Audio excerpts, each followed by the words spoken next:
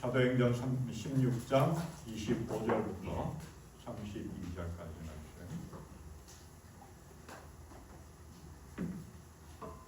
함께 우리 교독하겠습니다.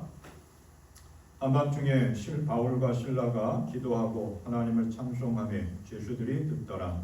이에 갑자기 큰 지진이 나서 옥토가 움직이고 문이 곧 다 열리며 모든 사람의 매인 것이 다 벗어진지라. 간수가 자다가 깨어 옥문들이 열린 것을 보고 죄수들이 도망한 줄 생각하고 칼을 빼어 자결하려 하거늘 바울이 크게 소리질러 이르되 내 몸을 상하지 말라. 우리가 다 여기 있노라 하니 간수가 등불을 달라고 하며 뛰어들어가 무서워 떨며 바울과 실라 앞에 엎드리고 그들을 데리고 나가 이르되 선생님이여 내가 어떻게 하여야 구원을 받으리까 하거늘 이르되 주 예수를 믿으라. 그리하면 너와 내 집이 구원을 받으리라 하고 주의 말씀을 그 사람과 그 집에 있는 모든 사람에게 전하라. 아멘.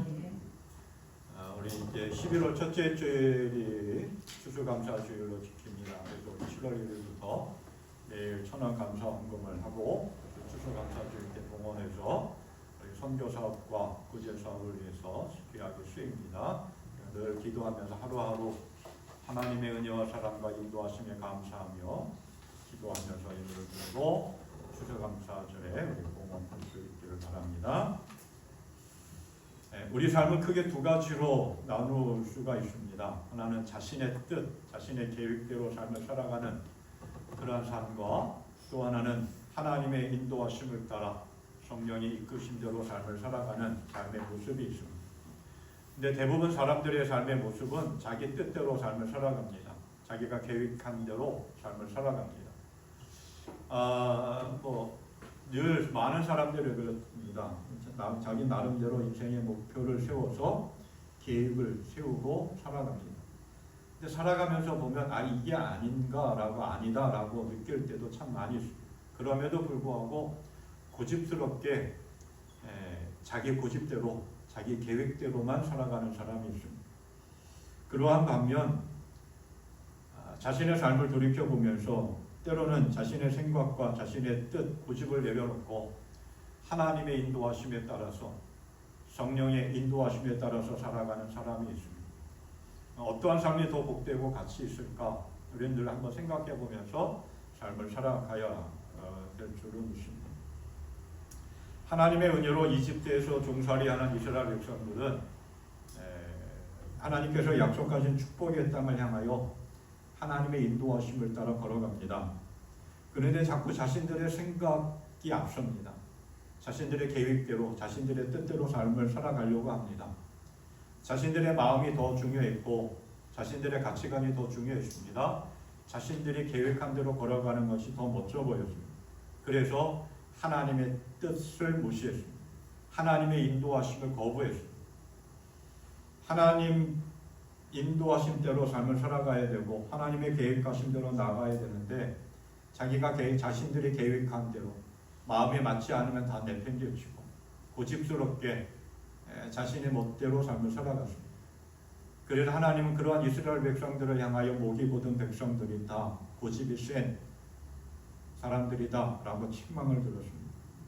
하나님의 말씀을 철저히 지키지 않았고 하나님의 은혜를 전혀 생각하지 않으면서 하나님을 예배하지도 않았고 하나님을 바라보고 하나님을 의지하며 그 길을 걸어가지도 않았습니다.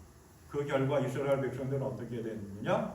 수없이 많은 고통과 시련 속에서 그 광야길을 걸어갔고 마침내 가나안 땅에 들어갔지만 온전히 정복하지 못하는 그런 아픈 역사를 간직한 채 삶을 살아갔습니다. 전 한동대 총장이었던 김영길 장로님과 그 안에 김영애 권사님에 대한 이야기입니다. 김영길 장로님은 과거 미국 나사에서 근무하면서 세계적으로 이름이 있는 과학자였습니다. 이 김영길 장로님이 결혼하기 전까지는 신에 대해서 전혀 생각해보지 않았던 그러한 철저한 과학자였던 거죠. 그리고 그 아내 되는 김영애 권사님도 어린 시절부터 교회는 다녔지만 그렇게 열심히 신실한 신앙의 삶을 살아간 그러한 삶은 아니었다라고 이야기합니다.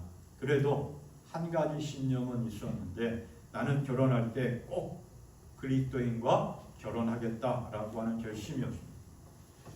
유학길을 가게 된 청년 김영길과 만났습니다. 누군가 소개해서 만나서 결혼을 했습니다. 결혼한 이후에 이 두 분은 신실한 믿음의 삶을 살아가기를 시작했습니다. 그러다가 1979년 카이스트 한국과학기술원의 교수로 재직하게 되었습니다. 카이스트 교수로 재직하던 1994년 대덕연구단지에서 아주 평안한 삶을 살아가던 두 분에게 어느 날 전화가 왔습니다. 포항에 기독교 정신을 바탕으로 한 종합대학을 세우려고 하는데 총장으로 와달라고 하는 그러한 요청이었습니다. 이 제안을 듣고 김영길 총장님과 아내 되는 김영애 권사님은 이게 정말 하나님의 뜻인가? 아니면 사람의 초청인가? 깊이 기도하기 시작했습니다. 아내 된 김영애 권사님이 아무리 생각해도 평생 과학자로서 삶을 살아왔던 그 김영길 박사님이 장로님이 한 대학의 총장으로서 그것도 첫 시작하는 그 대학의 총장으로서 그 일을 한다는 게 정말 쉽지 않았고 또 잘 할 수 있을까라고는 두려움이 앞섰다고 합니다. 그래서 그 불안한 마음을 가지고 늘 기도했고 주일에 교회 가서 예배를 드리는데 목사님께서 설교하는 내용이 예수 믿는 사람들을 핍박하고 잡아들이려고 다메섹으로 가던 사울을 만나신 예수님께서 다메섹 안에 있는 아나니아를 부르시고 그를 사울에게 가라고 하는 그런 내용의 설교를 하셨다고 합니다. 아나니아의 이야기 그리고 그 이야기가 대학 총장으로 초청받은 것과 무슨 상관이 있나 무슨 연관이 있나 이분들이 또 깊이 기도하면서 생각했다고 합니다. 그러면서 마침 지금 자신과 남편의 상황을 알고 설교하셨던 것이라고 하는 그런 생각도 들었고 그래서 기도하다가 총장직을 수락하기로 결정했다고 합니다. 그런데 하나님의 뜻을 묻고 기도하면서 그 새롭게 시작되어지는 학교의 총장으로 가기로 결정했지만 그 일이 그렇게 쉽지가 않았다고 합니다. 개교를 준비하던 가운데 1994년 6월 말 학교 설립자가 경영하던 회사가 크게 사고가 터졌습니다. 부도가 났습니다. 그래서 설립자가 학교 개를 시작하려고 하는 개교하려고 하는 그 사업을 완전히 백지화하겠다라고 선언을 했습니다. 그래서 김영길 장로님과 김영희 권사님 두 분은 엄청난 고민에 빠지게 되었고 그러한 가운데 끊임없이 기도했습니다. 그 기도의 응답으로 온누리교회를 비롯해서 서울 온누리교회를 비롯해서 많은 교회들과 믿음의 사람들과 기업들이 십시일반 헌금을 했습니다. 많은 도움으로 우여곡절 끝에 1994년 12월 4일에 교육부로부터 최종 인가를 받았습니다. 근데 이렇게 학교가 힘들게 시작되어졌지만 재정적인 어려움이 여전했고 주변의 그 지역민들도 반대를 했고 또 수없이 많은 사람들이 비난하고 조롱하는 거예요. 그러면서 김영길 총장님을 향해서 장로님을 향해서 공금 횡령이 됐다라고 하는 잘못된 보도가 나오기도 했고 그 일로 인해서 학교의 모든 물을 그리고 전기를 배급하고 하는 모든 그 시설들이 다 끊겨졌다라고 합니다.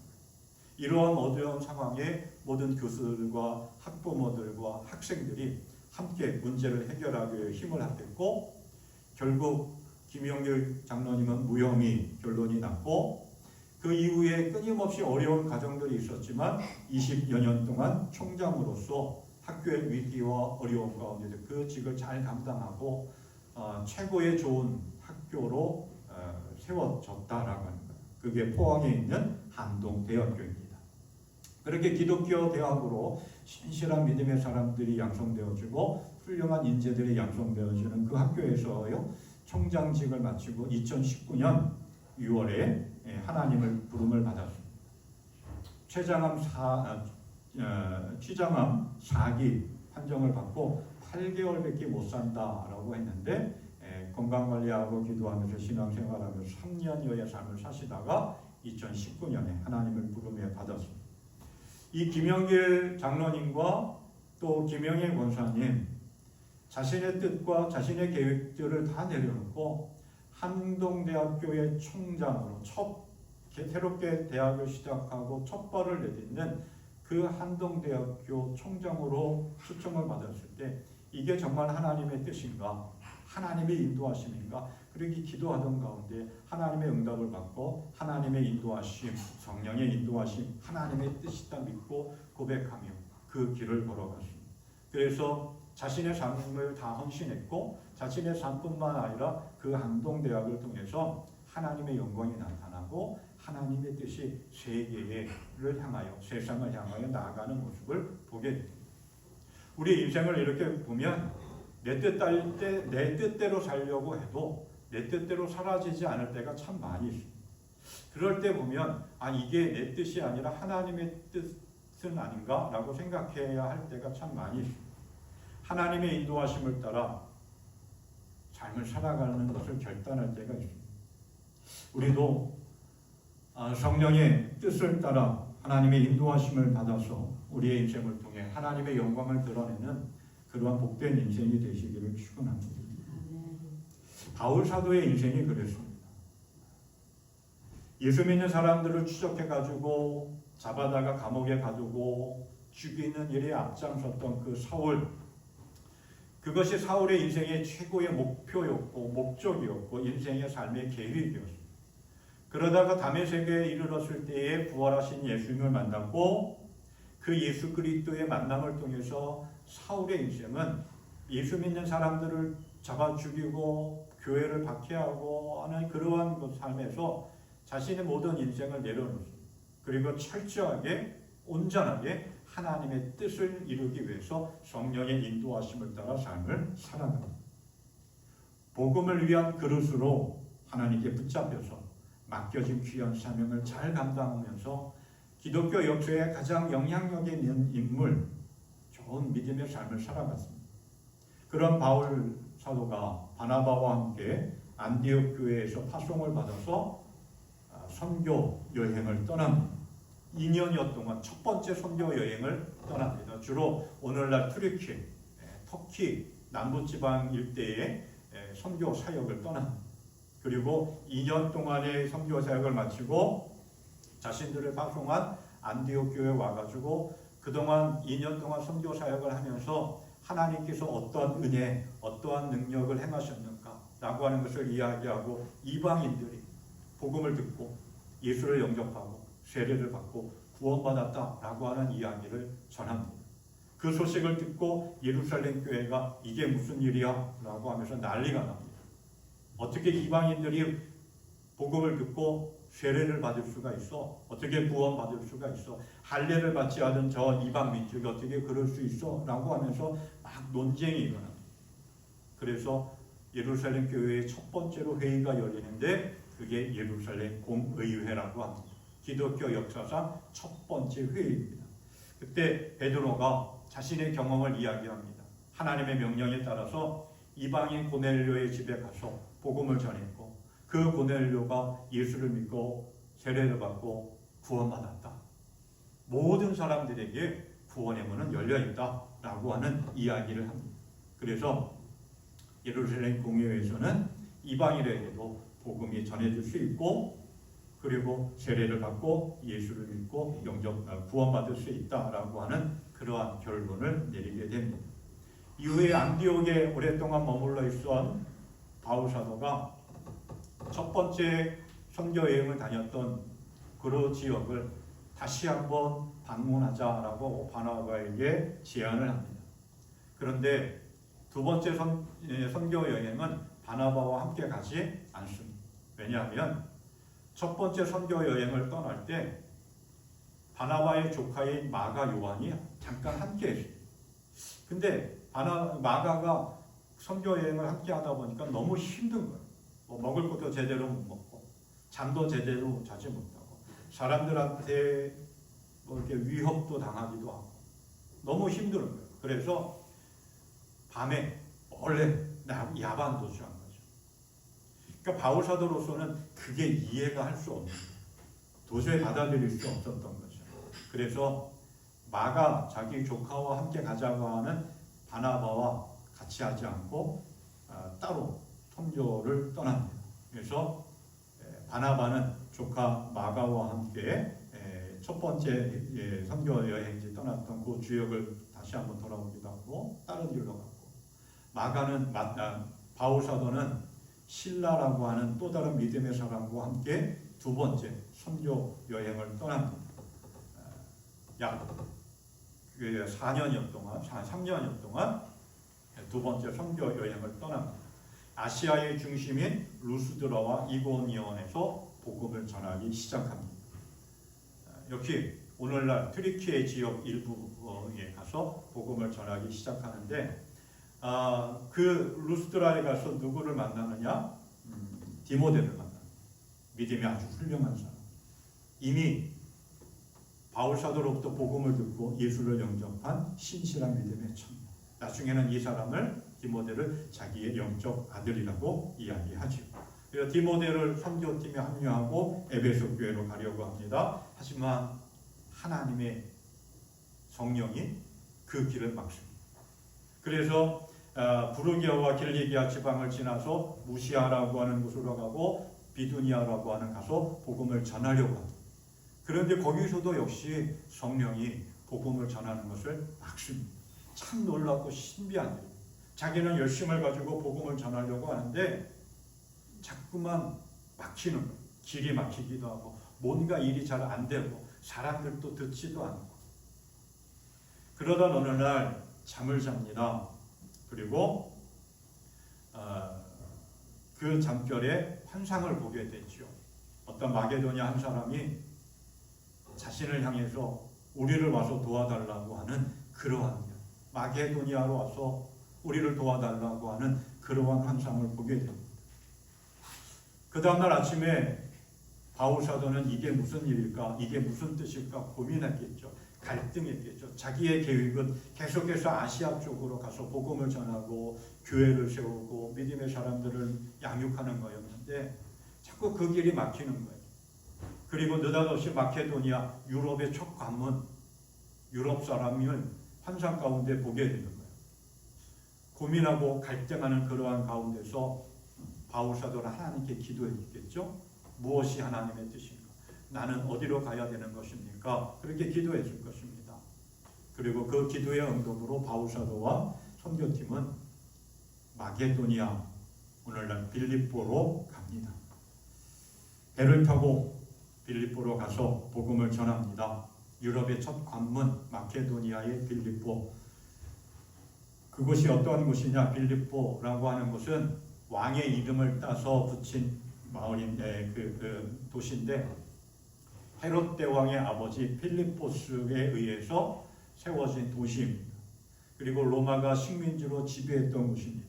로마가 식민지로 지배할 때 황폐화되고 뭐 사람들이 별로 없었는데 로마가 전쟁에 나갈 때 그 참전했던 용사들에게 무상으로 제공한 그러한 곳이 빌립보입니다.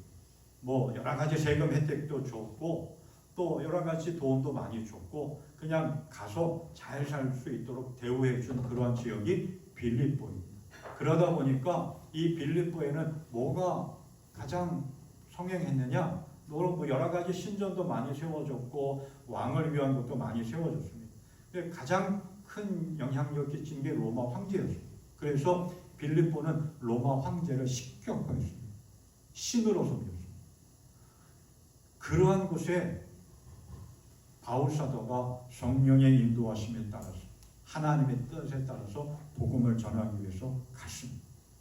빌립보에 가서 거하면서 며칠 동안 머물러 있는데 마침 그 6월절이 안식일이 왔습니다. 안식일에 예배하기 위해서 회당을 찾았는데 예배할 곳이 없었습니다. 회당이 없었습니다. 당시 유대인 남자 10명만 있으면 어떠한 도시에서든지 회당을 지을 수가 있었습니다. 오늘날 교회를 세울 수가 있었습니다. 그런데 빌립보에 회당이 없었다라고 하는 것은 유대인 남자 10명이 없었다라고 하는 것일 수도 있고, 빌립보시 당국에서 로마 황제를 섬기는 것 이외에는 어떠한 종교 활동도 할 수 없다라고 하는 법이 있었기 때문에 그 빌립보에 회당이 없었을 것이다라고 이야기합니다. 그런데 회당이 없는 대신 사람들이 예수 믿는 유대인들, 예수 믿는 헬라인들이 기도하는 곳은 있었다라고 합니다. 그래서 바울 사도와 실라가 회당은 찾지 못하고 회당이 없으니까 대신 기독교인들이, 그리스도인들이 기도하는 곳을 찾아서 갔습니다. 그게 어디냐? 강가였습니다. 뭐 성경 주석을 보면 간지테스 계곡의 강가에 모여서 유대인들이 또 이방인 그리스도인들이 모여서, 특히 여자들이 모여서 빨래하고, 그리고 거기서 안식일 되면 함께 모여서 기도하는 곳이었다라고 이야기합니다. 그곳에 가서 보니까 여자들이 많은 사람들이 모여서 기도하고 있었겠죠. 그때 바울 사도와 실라가 누구를 만나느냐? 루디아라고 하는 여인을 만납니다. 오늘 성경에도 보면 우리가 다 읽지는 않았지만 성경에 보면 14절부터 이렇게 얘기해요. 루디아가 어떠한 여인이냐? 자주색 옷감을 장사하는 사람입니다. 두아디라 출신으로. 두아디라고 하는 이 지역은 염색, 의복 이러한 것들이 제조하는 제조업이 중심이었고 아주 발달되어 있었다라고 합니다.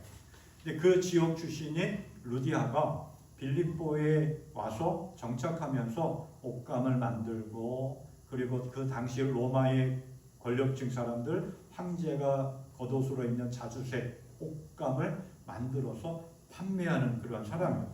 그런데 이 사람은 하나님을 경외하는 사람이었다라고 이야기하고 있죠. 두아디아에서부터 복음을 듣고 아주 뜨거운 믿음을 가지지는 않았지만 그래도 신앙의 삶을 살아가는, 말하자면 초신자 정도 되는 그런 사람이었다, 이렇게 볼 수 있겠죠. 어떻게 신앙생활하는 것인지 알았겠죠. 그래서 안식일에, 오늘날 말하면 주일에 많은 사람들에서 모여서 기도하는 그곳에 가서 함께 믿음의 여인들과 함께 기도했다. 그때 바울 사도와 실라가 왔습니다. 그리고 그 여인들에게 하나님의 말씀을 전합니다. 그때 하나님을 경외한, 늘 마음에 하나님의 마음을 품고 하나님의 은혜를 사모하고 좀 더 성숙한 신앙의 삶을 살아가려고 하는 그러한 갈망을 가지고 있었던 루디아, 이 여인에게 하나님이 그 마음을 열어주셔서 바울 사도와 실라, 바울 사도의 선교팀을 자신의 집으로 초청합니다. 그리고 말씀을 주십니다. 은혜를 받고 세례를 받습니다. 그리고 성경에는 나오지 않지만 이후에 이 루디아의 집이 빌립보 교회가 시작이 되어졌고, 루디아와 빌립보 교회는 바울 사도의 선교팀이 선교하는데 재정적으로도 기도로도 든든한 후원자가 되었습니다. 오늘 우리의 삶 속에서도 보면 이 루디아라고 하는 한 여인, 자주색 옷감 장사로 이방 외지 사람, 빌립보 사람이 아니었던 거죠. 외지 사람이 와서 정착해서 장사하면서 하나님을 예배하려고, 하나님을 찾고 하나님을 마음에 품고 살아가는 그 사람이었어요. 그런데 어느 날 바울 사도와 실라가 와서 복음을 전합니다. 루디아의 상황 속에서 보면은 하나님의 은혜를 받을 수 있는 가장 중요한 기회다. 하나님을 섬길 수 있는 가장 중요한 소중한 기회다. 장사를 하면서 정말 수단이 좋았던 루디아의 입장에서는 이 기회를 놓칠 수가 없었던 거죠. 그래서 그 주어진 기회를 꼭 잡았어요. 바울 사도와 실라, 바울 사도의 선교팀을 자기의 집으로 초청했어요. 그리고 말씀을 들었고 구원의 기회를 잡았다는 거죠. 오늘 우리의 삶 속에서도 보면 정말 하나님의 은혜를 받을 수 있는 기회가 주어진 때가 있습니다. 그게 언제일지 우리는 알지 못하기 때문에 늘 깨어있는 믿음의 삶을 살아가야 되고 늘 사모하는 마음을 가지고 있어야 됩니다. 루디아가 그랬겠죠.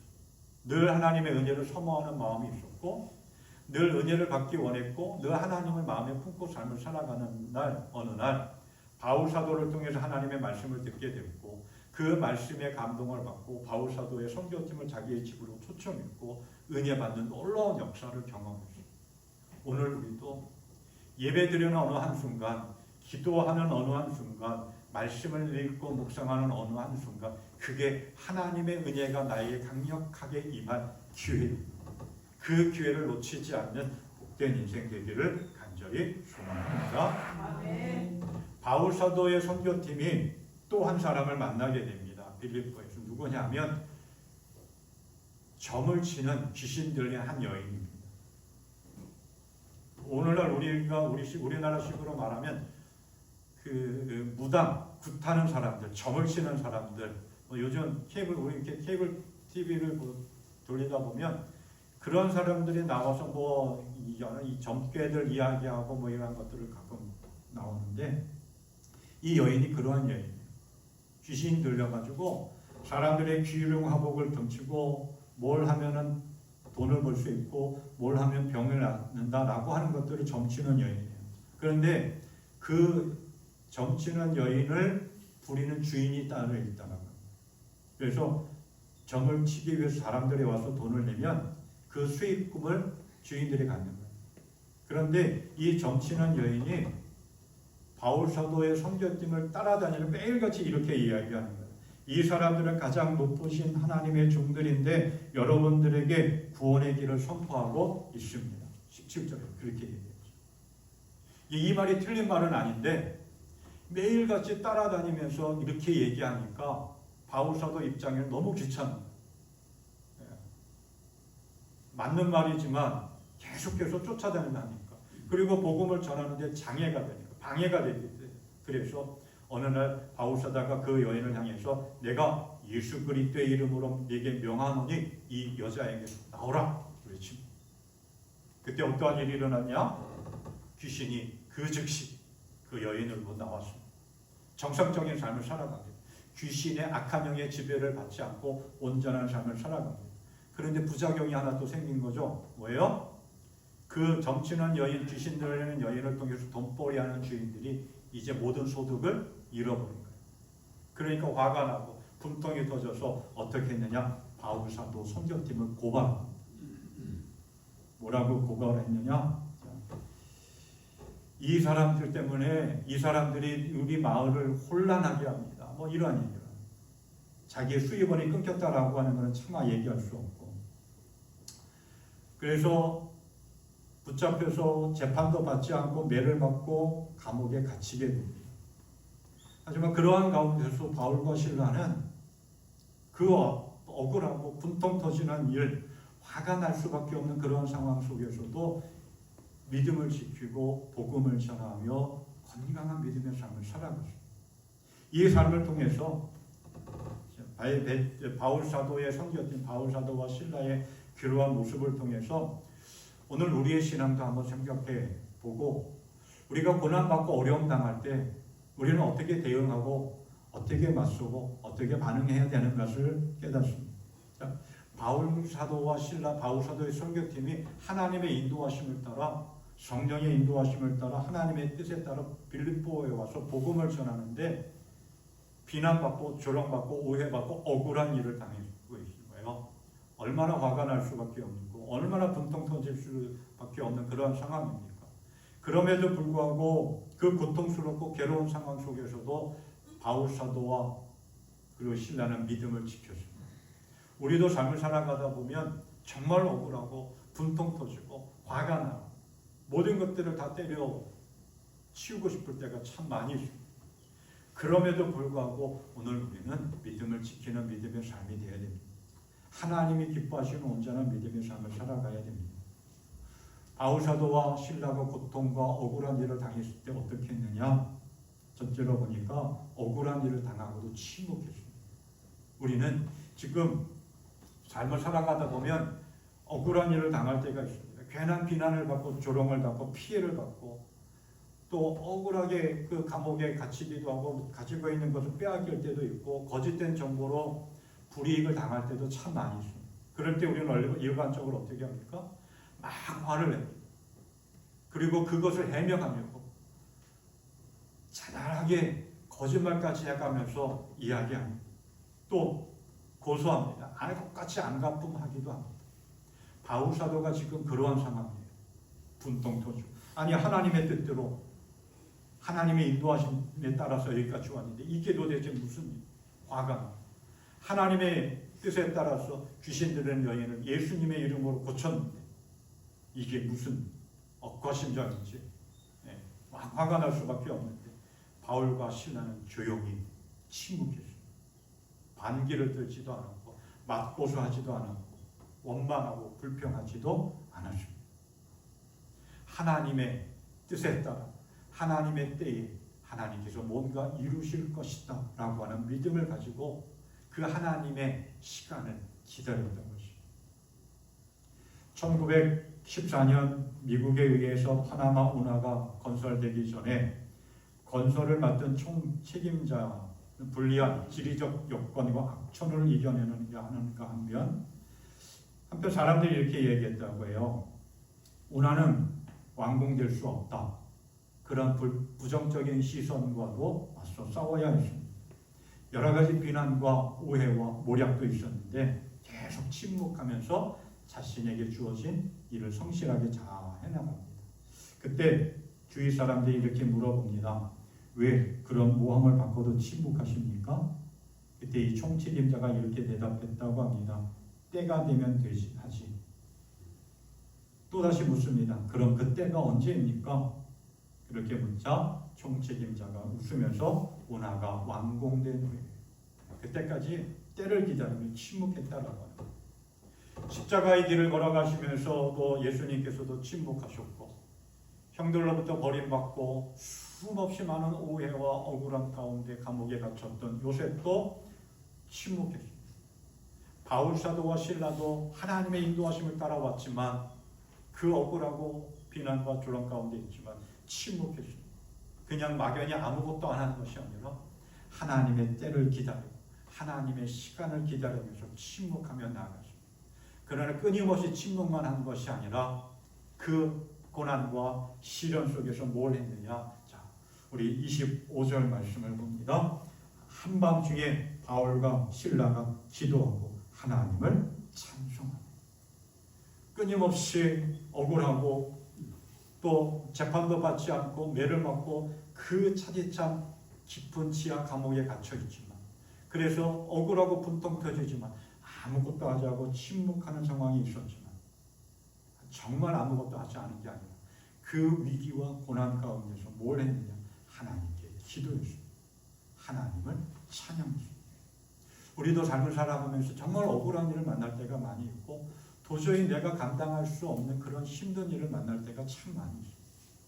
그럴 때 하나님의 때를 기다리고 침묵하고 원망하고 불평하고 내가 문제를 해결하기 위해서 막 해명하고 해설하고 설명하려고 하기보다는 또 맞서서 싸워서 목소리를 높이기보다는 조용히 침묵하면서 하나님의 때를 기다리면서 하나님께 기도하며 하나님을 찬양하며 나아갈 수 있기를 바랍니다. 아멘. 그럴 때 어떠한 일이 일어났느냐? 26절 말씀합니다. 그때 갑자기 큰 지진이 일어나서 감옥의 터전이 흔들렸다. 그리고 곧 문들이 모두 열리고 모든 죄수의 수갑이며 착고가 풀렸다. 놀라운 하나님의 은혜입니다. 닫혀져 있는 것들이 열려졌습니다. 감당할 수 없는 그런 문제들이 해결되어졌습니다. 언제? 조용히 하나님의 때를 하나님의 은혜를 바라보며 기도, 찬양했습니다. 문이 열렸습니다. 묶여져 있는 것들이 풀려지는 놀라운 역사가 일어났습니다. 기도는 우리의 닫혀져 있는 문제를 열 수 있고 찬양은 하늘의 응답을 바라는 그러한 우리의 믿음의 고백입니다. 우리가 힘들고 어려울 때 하나님을 찾고 기도하는 하나님의 놀라운 방법, 이기지 못한 방법으로 우리의 문제를 열어주시고 새로운 길을 열어주실 줄 믿습니다. 아멘. 감옥의 문이 활짝 열렸습니다. 감옥에 있는 모든 죄수들이 도망갔을 것이다 라고 생각했던 간수가 자결하려고 합니다. 왜냐하면 감옥에 다 도망가면 어차피 사형이니까. 그때 바울 사도가 외칩니다. 우리가 다 여기 있다. 죽지만. 그때 느닷없이 전혀 뜬금없는 소리죠. 간수가 내가 어떻게 해야 구원을 얻을 수 있겠습니까? 주 예수를 믿으라. 그리하면 너와 네 집이 구원을 받을 것이다. 그리고 간수는 자기 집으로, 이것도 어느 하나의 불법인데 자기 집으로 바울 사도와 실라를 데리고 가서 다 상처받은 것을 치료해주고 말씀을 듣고 세례를 받고 구원함을 받습니다. 한밤중 기도하고 찬양하고 복음을 전했습니다.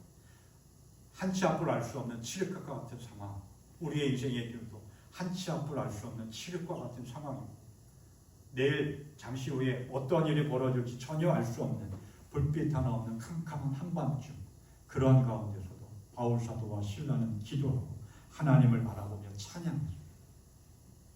우리의 삶에도 그러한 하나님을 의지하고 하나님을 바라보며 기도하며 찬양하는 삶을 살아갈 수 있기를 바랍니다. 아멘. 그 삶을 통해서 하나님은 우리에게 놀랍게 역사하십니다. 또한 고난 가운데서도 바울 사도와 신라가 한 일은 뭐냐? 정당한 권리를 요구했습니다. 바울 사도도 그렇고요, 신라도 그렇고요, 로마 시민권자입니다. 로마 시민권자는 함부로 매를 쳐서도 안 되고 감옥에 가둬서도 안 돼요. 그런데 로마 시민권자인 바울 사도와 신라를 재판도 하지 않고 신문도 하지 않고 그냥 옷을 벗기고 매를 쳤습니다. 그리고 깊은 지하 감옥에 가뒀습니다. 그리고 그 다음날 관리들이 이 사람들을 놓아줘라 라고 명령합니다. 그래서 간수는 놓아주라고 하십니다. 예, 당신들은 평안히 가십시오 라고 주사는. 그런데 느닷없이 바울 사도가 어떻게 감히 우리를 그냥 놓아줘? 관리들이 우리에게 와서 직접 사과하고 우리를 놓아줘야 돼. 우리는 로마 시민권자들이야 라고 하니까 관리들이 난리가 난 거예요. 이제 자기들이 관직에서 쫓겨날 수밖에 없는 상황이에요. 그래서 그날 아침에 부랴부랴 바울 사도에게 찾아와서 머리를 조아리고 죄송하다라고 사과를 하고 앞까지 배웅을 했겠죠. 여기서 바울 사도는 자신의 권리를 요구했습니다. 그냥 부당한 것, 너희가 잘못해서 사과해. 그냥 단순히 부당한 것에 대한 어떤 사과를 받기 위한 것이 아니라 로마 시민권자로서 자신에게 가지고 있는 그러한 특혜를 요구했던 것이고, 그리고 너희들이 부당하게 잘못한 것이 있으니까 그것을 정중하게 사과해 라고 하는 것이었고, 그 일을 통해서 자신이 빌립보에서 복음을 전파하는데 어떤 방해가 되는 것, 걸림돌이 되는 것, 그것을 해결하기 위해서 바울 사도는 자신에게 주어진 권리를 정당히 요구했습니다. 이 이야기를 통해서 한번 생각해 봅니다. 우리가 신앙생활할 때 또 믿음을 지키고 복음을 전하다가 보면 정말 억울한 일을 당할 때도 있고 정말 사소한 오해를 받을 때도 있습니다. 그때 복음을 위해서, 믿음을 지키기 위해서 나에게 맡겨진, 나에게 주어진 정당한 권리를 행사할 수 있어야 되고 그런 지혜가 있어야 되겠고, 또 하나는 바울 사도는 지금 관리들이 부당하게 행한 것들에 대해서 당당하게 정의감을 가지고 외치고 있는 거예요. 오늘 우리 믿음의 사람들은 시대가 악하다 할지라도 그냥 눈 감고 넘어가는 게 아니라 그 악한 것들에 대해서 말씀 안에서, 믿음 안에서, 하나님의 뜻 안에서 고칠 건 고쳐야 된다라고 하는 그러한 당당함과 정의감을 가지고 복음 위에, 말씀 위에, 믿음 위에 굳건히 서서 나아갈 수 있는 인생이 되기를 바랍니다. 그래서 하나님의 뜻 안에서 분별력을 가지고 하나님이 기뻐하시는 그런 온전한 깨어있는 믿음의 삶을 살아갈 수 있기를 소망합니다. 우리는 삶을 살아가면서 자신의 뜻과 계획을 세워놓고 삶을 살아갑니다. 그런데 때로는 내가 세워진 계획, 내가 세운 뜻보다는 하나님의 뜻을 앞세우고 하나님의 인도하심을 따라 살아가야 할 때가 많습니다. 그런데 오늘 말씀을 통해서 살펴본 것처럼 하나님의 뜻에 따라서 성령의 인도하심을 따라서 살아간다 하더라도 고난과 역경은 여전히 많이 있습니다. 그럴 때 우리는 어떻게 하느냐? 바울사도와 신라를 통해서 예수님을 통해서 우리는 지혜를 얻습니다. 침묵합니다. 하나님의 때를 바라보며 하나님의 역사하심을 바라보며 침묵하는데 그냥 가만히 앉아 낙심한 채 주저앉아 나는 아무것도 할 수 없어가 아니라 우리의 도움이 되시고 고난 가운데서 역경 가운데서 우리를 건져주시는 하나님을 바라보며 기도하며 찬양하며 나아갈 수 있기를 바랍니다. 그때 막힌 것이 열려지고 닫힌 것이 열려지는 하나님의 놀라운 은혜가 우리의 삶 속에 이루어질 줄 믿습니다. 그래서 어떠한 상황과 환경 속에서도 당당하게 정의롭게 복음을 지키고 믿음을 지키고 복음을 전하는 건강한 신앙의 삶, 하나님의 영광을 드러내는 승리하는 복된 인생 되시기를 주님의 이름으로 축원합니다. 아멘. 이 찬송가 400